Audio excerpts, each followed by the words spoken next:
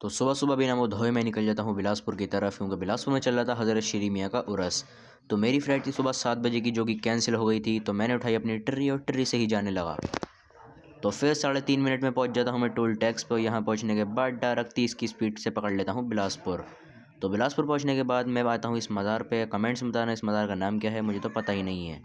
तो फिर आ जाता हूँ मैं नानी के घर पे, और घर पे आने के बाद मुझे तो कोई दिखता ही नहीं है। तो मैं आ जाता हूँ छत पे, और छत पे आन के देखता हूँ तो बच्चे तो यहाँ पे ऊधम काट रहे थे।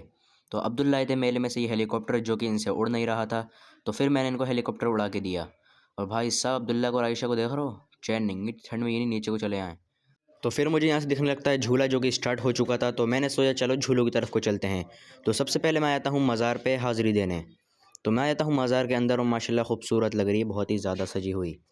तो फिर चलता हूँ मज़ार के अंदर, देखते हैं चादर चढ़ रही होगी। तो ये लिए आप सब भी ज़ियारत कर लीजिए। तो फिर मैं चला जाता हूँ नीचे, और नीचे जाके मैंने बनवाई अपने पगड़ी। तो कमेंट्स में बताना तुम्हारा भाई पगड़ी में कैसा लग रहा है। तो फिर मैं निकल जाता हूँ बाहर की तरफ, क्योंकि भीड़ तो बढ़ती ही जा रही थी। तो फिर मैं जाने लगता हूँ मेले की तरफ।